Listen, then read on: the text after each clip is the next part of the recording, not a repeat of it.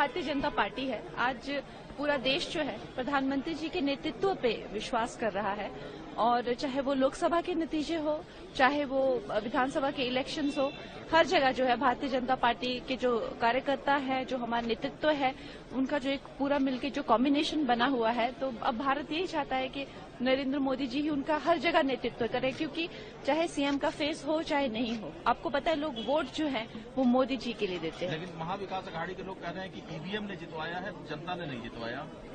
देखिए, अब जो लोग हार जाते हैं, एक तो वो या तो वो एक डिग्निफाइड स्टांस ले सकते हैं, या तो वो छोटी बचकानी बातें कर सकते हैं। इनकी बचकानी ही बातें, मैं खुद महाराष्ट्र में जाके आई हूँ और वहां पे जो क्रेज जो है, मोदी जी का जो क्रेज है, इट इज अनबिलीवेबल। और उसके उपरांत जो है, चाहे लाडली बहन स्कीम हो, चाहे जो भी हो, जिस तरह से उन्होंने काम किया है, संगठन ने काम किया है, ये उसको वो चाहे तो उससे सीख सकते हैं, लेकिन आई थिंक उनकी ऐसी प्रवृत्ति नहीं है। So we are very very happy. ये जरूर होना चाहिए था, वो हुआ है। लेकिन उसके बाद भी तो कहा जा रहा है कि ईवीएम हैक हुआ है। वो सब क्या कैसा, ये क्या बात है? कितना अच्छा काम हो रहा है, तो इसके लिए पब्लिक भी साथ दे रहे हैं ना, और कुछ नहीं है इसका सक्सेस। इतना ज्यादा सीट मिलने के पीछे क्या वजह मानती है? पूरी तरह बीजेपी को बहुत ज्यादा जनता ने सराहा है। जनता को मालूम पड़ता है कि हमारे बीजेपी कितना काम करती है लोगों के लिए, तो जनता खुश है, इसके लिए देते हैं vote. I think clearly the onus to run the house is on the ruling party. They cannot blame it on the opposition alone. Opposition has the right to ask, and ruling party every time before every session, whichever topic the opposition raises, the ruling party refuses to allow a discussion on that for a week, 10 days, due to which there's a washout. Now, if something has come out in the news report, or there is a Sambal issue incident, or there is Manipur which has been burning for the longest time, why does the government not allow? Last time also no confidence motion had to be brought in before Manipur was debated, and eventually after so many days of washout you stand up and you give an answer. So why not allow? It's the right to ask questions here and to demand answers. Why not allow it? The onus is on the government to make the house function. I would appeal to them that there are so many burning issues. There's a major farmer distress which is happening. There's joblessness. There's law and order. There's price rise. There are so many important issues. Please allow this house to function and do not waste the public's money. That every time the session only has 19 sittings, and out of that, if 10 sittings are a washout, then what is the use of spending so much money? What has this new parliament been built for? आपको शिवसेना और NCP की भी जरूरत है, ये भी बात कह रहे हो। महाराष्ट्र की जनता का पहले तो मैं दिल से आभार व्यक्त करना चाहूंगी, और पहले भी एग्जिट पोल जो आए थे, मैंने यही कहा था कि जितने एग्जिट पोल आ रहे हैं उससे ज्यादा हमें वोट्स हासिल होंगे और नतीजे अच्छे निकलेंगे, ये मैंने जरूर कहा था। तो वैसा ही हुआ, क्योंकि ग्राउंड रियलिटी हमें मालूम है, लोगों का फील क्या है इस समय हमें मालूम था, और उनको तो झटका जोर का लगा है, शौक से बाहर नहीं आ रहे हैं। तो ऐसे हरकतें तो करेंगे, जहां हम जीत जाते हैं तो वो ईवीएम पे डाल देते हैं, जहां वो जीतते वो उनको ईवीएम अच्छा लगता है। तो इनकी ये पुरानी आदत है, और दूसरा कोई तरीका उनको अभी नहीं मिल रहा है ना, वो क्या करेंगे, तो यही बात करेंगे वो। और महाराष्ट्र की जनता के बारे में ऐसा कहना बिल्कुल। आप जानते हैं, ये गांधी परिवार जिनकी बहुत बड़ी कुर्बानियां रही हैं देश के लिए, उन्होंने बहुत किया, चाहे पंडित जवाहरलाल नेहरू थे, श्रीमती इंदिरा गांधी जी थे, राजीव गांधी जी थे, इन्होंने बलिदान भी दिया है देश की खातिर, और ये उस परिवार के लोग हैं, चाहे राहुल गांधी हो, चाहे प्रियंका गांधी हो, आज वो उस बीड़े को उठाकर वो भी पार्टी की मजबूती के लिए दिन रात काम करना चाहते हैं। हमें खुशी है कि पिछला जब लोकसभा चुनाव हुआ था उसमें राहुल गांधी जी को अमेठी से जीत हासिल हुई थी, और वायनाड की सीट उन्होंने छोड़ी थी, और वायनाड के लोगों की ये मांग थी कि हमें प्रियंका गांधी को अगर आप ये सीट देंगे, टिकट देंगे, तो हम आपको अवश्य भारी मतों से ये सीट जिता कर देंगे। तो उसमें उन्होंने जीत हासिल की है, हम उनको बहुत बहुत बधाई देते हैं। वो बतौर जनरल सेक्रेटरी के भी उन्होंने पार्टी के लिए बहुत काम किया है, जिस भी स्टेट में इलेक्शन आया वो वहां पर जाकर उन्होंने काम किया, और यहाँ हिमाचल प्रदेश में भी उनकी हमने जो पिछले विधानसभा में जीत हासिल की है उसमें उनका भी बहुत बड़ा योगदान रहा है, और हमें खुशी है कि अब वायनाड से वो जीत कर आई हैं, और वहां के लोगों के लिए भी इसी तरह से वो लोकसभा में अपनी आवाज बुलंद करेगी और उनके कामों को आगे बढ़ाएगी। Thank you. क्या लग रहा है? आपको जो लग रहा है वही सच्चाई है। पूरी तरीके से जो है विकास की बात नहीं हो रही, मुद्दे की बात नहीं करते भाजपा के लोग। यूपी में जिस तरीके से तांडव ये लोग कर रहे हैं, वो लोग चाहते हैं कि यूपी से पूरे देश में माहौल जो है हिंसक करें, नफरत फैलाएं। और ताज्जुब की बात है कि सरकार जिस तरीके से पुलिस का दुरुपयोग कर रही है, मतलब पुलिस के लोगों को गुंडा मवाली जो है उसमें तब्दील कर दिया गया है। जिस हिसाब से क्रिमिनल बना दिया गया है पुलिस के लोगों को यूपी में, ये बहुत ही दुर्भाग्यपूर्ण है। उन सब आईएएस आईपीएस अधिकारियों को भी कम से कम इस तरह का काम नहीं करना चाहिए। जो लोग भी हैं सब लोग शपथ लेकर के संविधान का आज संवैधानिक पद पर है। संवैधानिक पद पे अगर लोग अगर इस तरह का काम करेंगे, पुलिस का काम क्या है? सबके साथ इंसाफ करना, माहौल को ठीक करना। लेकिन जिस हिसाब से यूपी में पुलिस का गुंडाकरण कर दिया गया है, ये बहुत ही दुर्भाग्यपूर्ण है। ये पूरी तरीके से भाजपा जो है एकदम नफरत ही नहीं, ये लोग किसी भी प्रकार से देश को तोड़ना चाहते हैं। इसलिए हम सब लोग जो है एकजुट है। इनके नफरत के डिजाइन को हम लोग जानते हैं। अगर कहीं भी इस तरह का प्रयास अगर बिहार में अगर कोई करेगा तो हम लोग जो है चुप बैठने वाले लोग नहीं हैं।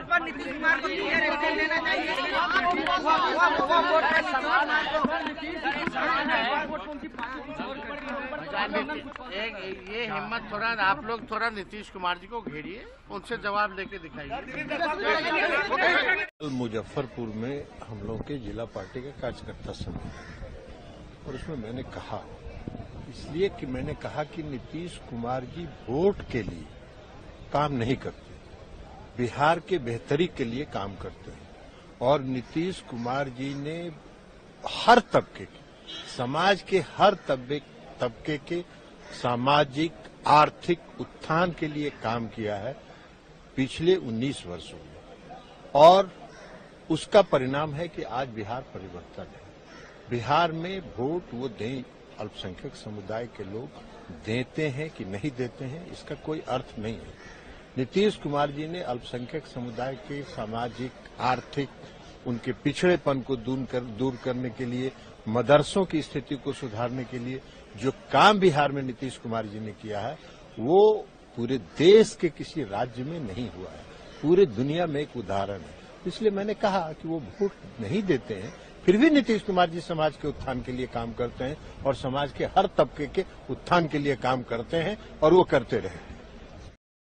थाना सरधना क्षेत्र के मेहरमती गणेशपुर गांव में दो पक्ष मामूली कहासुनी को लेकर आमने सामने आ गए थे, जिसमें विवाद हो गया था। मौके पर पुलिस ने तत्काल अटेंड किया और पीड़ित पक्ष से तहरीर प्राप्त करके विधिक कार्यवाही करते हुए कुल 9 नामजद लोगों के विरुद्ध मुकदमा दर्ज किया गया, जिसमें एक व्यक्ति को गिरफ्तार करके न्यायिक अभिरक्षा में भेजा जा रहा है। इस प्रकरण में कुछ वीडियो भी सामने आए जिसमें दोनों पक्ष लाठी डंडा चलाते हुए दिखाई पड़ रहे हैं, और इन वीडियोस के आधार पे जो लोग उसमें दिखाई दे रहे हैं उनकी पहचान करके उनके विरुद्ध सख्त से सख्त कार्यवाही सुनिश्चित की जाएगी। इसके लिए पुलिस की तरफ से भी एक मुकदमा दर्ज किया गया है प्रकरण में, और जो विधिक कार्यवाही है वो थाना सरधना के द्वारा संपादित की जा रही है। देश के यशस्वी प्रधानमंत्री नरेंद्र मोदी जी को मैं बधाई देना चाहता हूं कि चाहे वो देश हो या प्रदेश हो,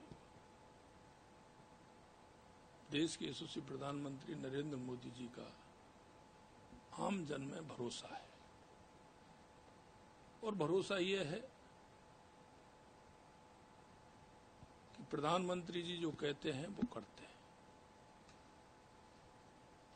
उस भरोसे ने राजस्थान के अंदर जो ऐसे क्षेत्र थे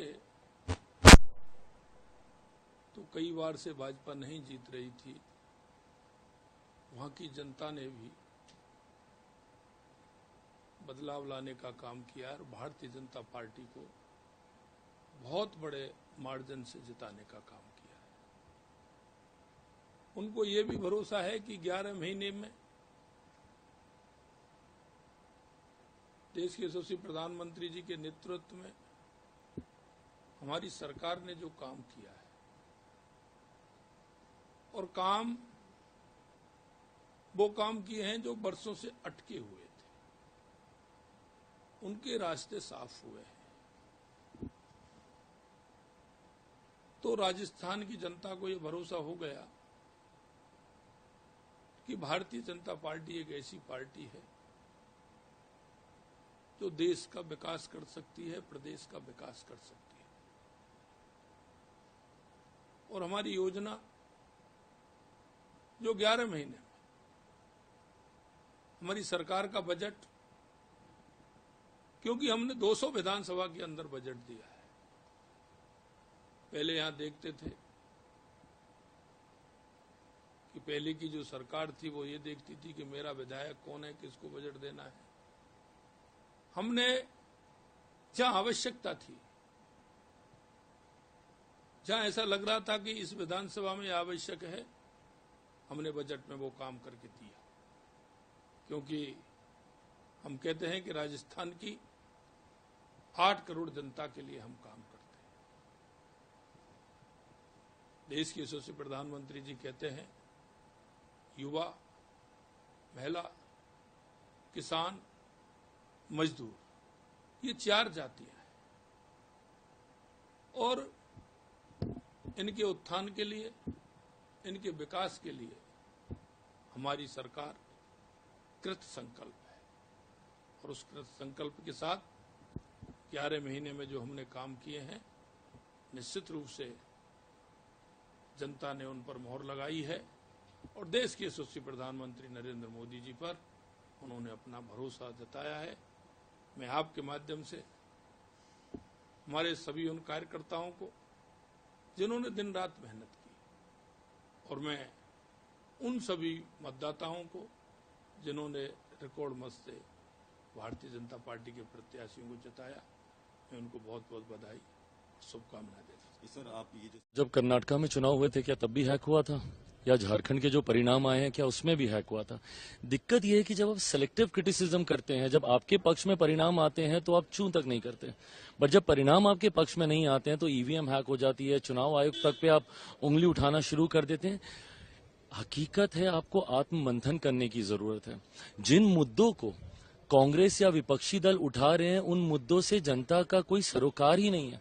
जनता उन मुद्दों से अपने आप को रिलेट ही नहीं करती है और यही कारण है कि बार बार आपको जनता नकार रही है। मैं मानता हूं झारखंड में हम लोगों की भी हार हुई है, बट जितनी प्रचंड हार आपकी महाराष्ट्र में हुई है या हरियाणा में हुई है, जनता कहीं ना कहीं इस बात को समझ रही है कि आज की तारीख में अगर कोई देश का नेतृत्व मजबूती से कर सकता है, कोई अगर देश को आगे लेके जा सकता है, तो हमारे प्रधानमंत्री जी की सोच वाली सरकार ही विभिन्न राज्यों के माध्यम से आगे लेकर जा सकती है। और यही कारण है कि बार बार अलग अलग राज्यों में हो रहे चुनाव में परिणाम हम लोग के पक्ष में आ रहे हैं। क्योंकि लगातार सभी कह रहे हैं कि इस बात को भी आज उठाया जाएगा सेशन में भी। देखिए, अच्छा है, उठना चाहिए। संभल का विषय बड़ा विषय है और संभल में 4 लोग जान गए, 4 लोग जान अहमियत रखती है। कोई सब धन्ना सेठ के बेटे नहीं है, सब गरीब लोग हैं और जिनकी जान गई। मैं फिर कहूंगा कि हिंसा किसी चीज का हल नहीं है। मैं हिंसा का समर्थन नहीं करता, लेकिन हर हिंसा के पीछे कोई ना कोई रीजन रहता है, कोई कारण रहता है। उस कारण को जानना भी बहुत जरूरी है।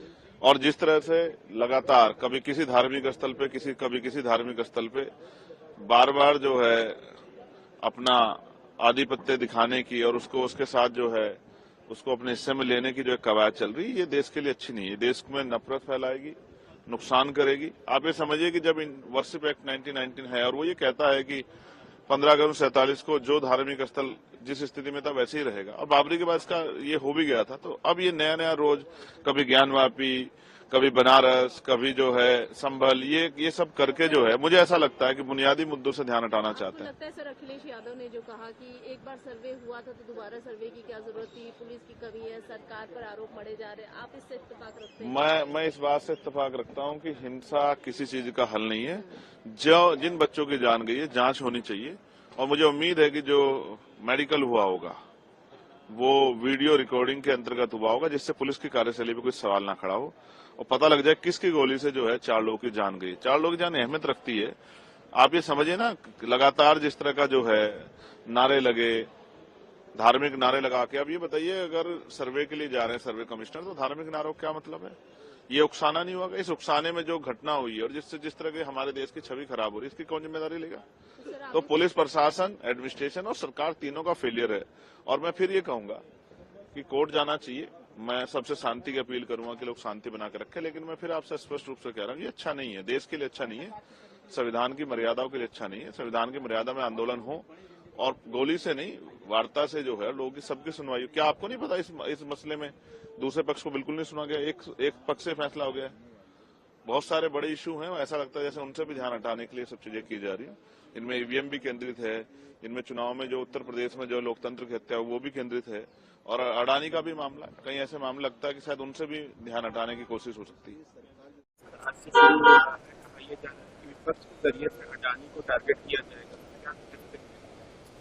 देखिए, विपक्ष के लोग तो सदन में डिबेट हो इसमें रुचि लेते ही नहीं, हो हंगामा में ही सदन का समय जाया कर देते। तो अब विपक्ष को चाहिए कि सदन में कोई भी बात रखनी हो, किसी इशू को रखना हो तो उस पर रखे और सरकार उस पर जवाब देगी। लेकिन विपक्ष के लोगों को पब्लिक की समस्याओं के प्रति कोई इंटरेस्ट नहीं है, तो हो हंगामा करके खत्म कर देते हैं। बिल को भी लेकर के कहा यह जा रहा है कि हंगामा देखने को मिलेगा। देखिए, वो बिल पर तो पहले भी बात हो चुकी है और जेपीसी में मैटर है। अब सरकार उसको फिर से लाएगी तो उसके बाद उस पर देखिए क्या है। हाँ, सदन में तो स्वाभाविक रूप से जो नियम कायदा है उसके हिसाब से चलना ही चाहिए। तो बिहार में भी सदन शुरू आज से हो रहा है। पिछले विधानसभा सेशन में नेता प्रतिपक्ष मौजूद नहीं थे, क्या लगता है इस सेशन में मौजूद रहेंगे? पता नहीं हम मौजूद रहेंगे कि नहीं रहेंगे, तो यह उनका है, उसमें हम कैसे बता पाएंगे। लेकिन हो सकता है कि चुनावी जो हार हुई है 4 जगह बिहार में, तो उनको जाने में थोड़ा शर्म भी महसूस होगा अभी। देखिए, जब झारखंड की जनता ने ऐतिहासिक जनादेश दिया है तो कार्यकाल भी ऐतिहासिक होगा।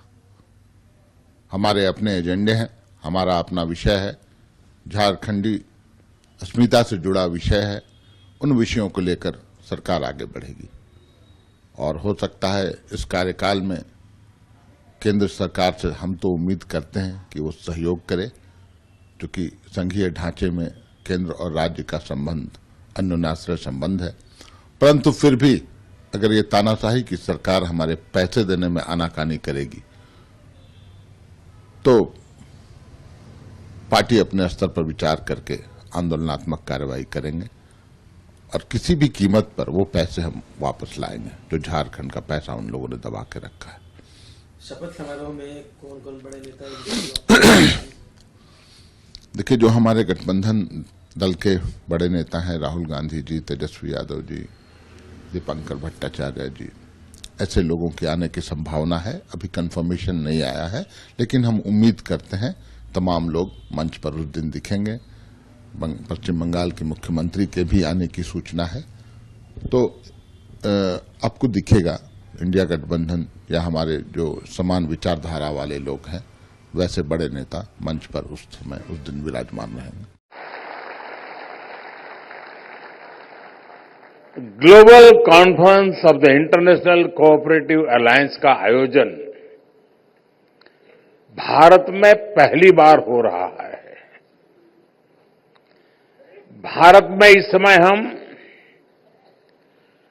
कोऑपरेटिव मूवमेंट का नया विस्तार दे रहे हैं।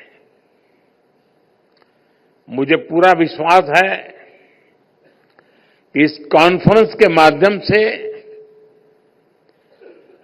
भारत की फ्यूचर कोऑपरेटिव जर्नी के लिए जरूरी इंसाइट मिलेगी और साथ ही भारत के अनुभवों से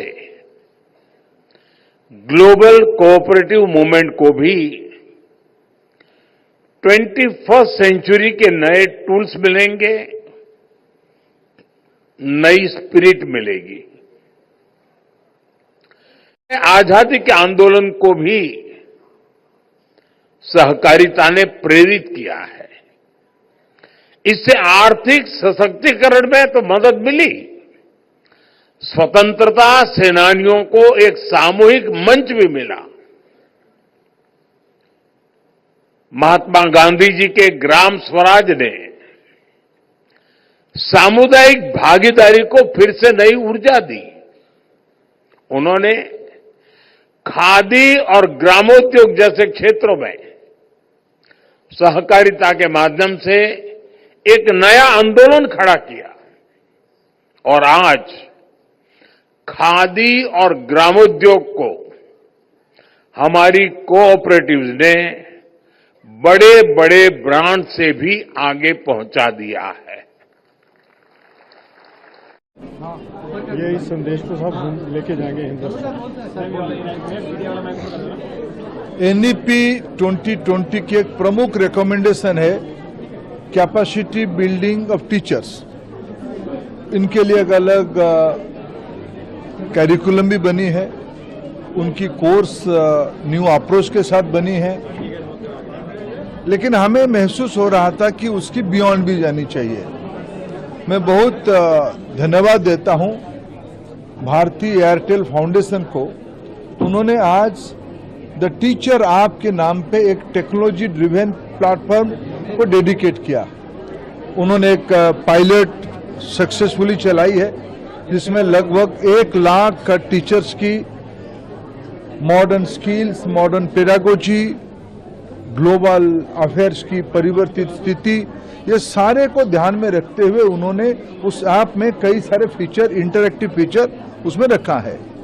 उसमें एआई को भी उन्होंने जोड़ा है। ये बहुत ही आनंद की बात है, खुशी की बात है। इसको उन्होंने अपना फिलैंथ्रोपिक रिस्पांसिबिलिटी को पूरा करते हुए ओपन सोर्स में रखा है। ये पब्लिक एडुटेक टाइप की काम करेगी। हमारे देश में 1 करोड़ टीचर्स है। हमारी लक्ष्य है कि हमारी देश की टीचर्स को, माननीय प्रधानमंत्री जी ने एक बहुत बड़ा पैराडिम शिफ्ट की बात कही है, सब्जेक्टिव से, टेक्स्ट बुक से कॉम्पिटेंसी की ओर ले जाना पड़ेगा।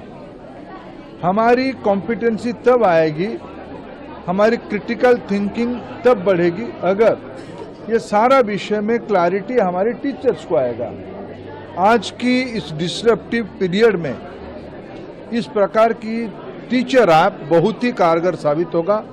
मैं बहुत प्रसन्न हूं, बहुत खुश हूं। भारतीय एयरटेल फाउंडेशन की इस प्रयास से हमने आज सुझाव दिया है। भारत सरकार की इस विधा को दिखने वाले अधिकारी, राज्य सरकारों की अधिकारी और इस प्रकार की फिलैंथ्रोपिक में जुड़े हुए भारतीय एयरटेल जैसे तमाम कंपनियों को, इंडस्ट्री को इकट्ठा करते हुए इसको एक पब्लिक मूवमेंट के नाम पे हमारी टीचर्स की, हमको कर्मयोगी बनाने की मुहिम पे हम लगे। इसीलिए मैं उसको अनेक अनेक शुभेच्छा देता हूं। विपक्ष के लोगों ने जानबूझ करके सोची समझी रणनीति के तहत इतिहास के पन्नों को मैं उलटना चाहता हूं। गोधरा में जैसे पहले से प्रायोजित था, उसी ढंग से विपक्ष ने तुष्टीकरण नीतियों के तहत वहां पे सर्वे टीम पे हमला नहीं था, ये भारत के संविधान पर हमला था, भारत के लोकतंत्र पे हमला था। ये भारत को जलाना चाहते थे। इन लोगों ने कहा था कि भारत को बांग्लादेश बनाएंगे, ये संभल को बांग्लादेश बनाना चाहते थे। और अब तो साफ हो गया है कि पुलिस की गोली से नहीं मरी है पोस्टमार्टम में, ये तो उन्हीं की गोली से मरी है, उपद्रवियों की गोली से। इसके लिए जिम्मेदार अगर है तो वहां का सांसद जिम्मेदार है, उस विधायक का बेटा जिम्मेदार है, वहां के कट्टरपंथी जिम्मेदार है। और ये अब देश बर्दाश्त नहीं करेगा जिस ढंग से हमारे अस्तित्व पे खतरा पैदा हो गया। सरकार विपक्ष के जरिए से हटाने को टारगेट किया जाएगा। देखिए, विपक्ष के लोग तो सदन में डिबेट हो इसमें रुचि लेते ही नहीं, हो हंगामा में ही सदन का समय जाया कर देते। तो विपक्ष को चाहिए कि सदन में कोई भी बात रखनी हो, किसी इशू को रखना हो तो उस पर रखे और सरकार उस पर जवाब देगी। लेकिन विपक्ष के लोगों को पब्लिक की समस्याओं के प्रति कोई इंटरेस्ट नहीं है तो वो हंगामा करके खत्म कर देते हैं। बिल को भी लेकर के कहा यह जा रहा है कि हंगामा देखने को मिलेगा। देखिए वो बिल पर तो पहले भी बात हो चुकी है और जेपीसी में मैटर है। अब सरकार उसको फिर से लाएगी तो उसके बाद उस पर देखिए क्या है। बिहार विधानसभा का सेशन भी सर ऐसे शुरू हो रहा है। हाँ, सदन में तो स्वाभाविक रूप से जो नियम कायदा है उसके हिसाब से चलना ही चाहिए। तो बिहार में भी सदन शुरू आज से हो रहा है। पिछले विधानसभा सेशन में नेता प्रतिपक्ष मौजूद नहीं थे, क्या लगता है इस सेशन में मौजूद रहेंगे? पता नहीं हम मौजूद रहेंगे कि नहीं रहेंगे तो यह उनका है, उसमें हम कैसे बता पाएंगे। लेकिन हो सकता है कि चुनावी जो हार हुई है 4 जगह बिहार में तो उनको जाने में थोड़ा शर्म भी महसूस होगा अभी।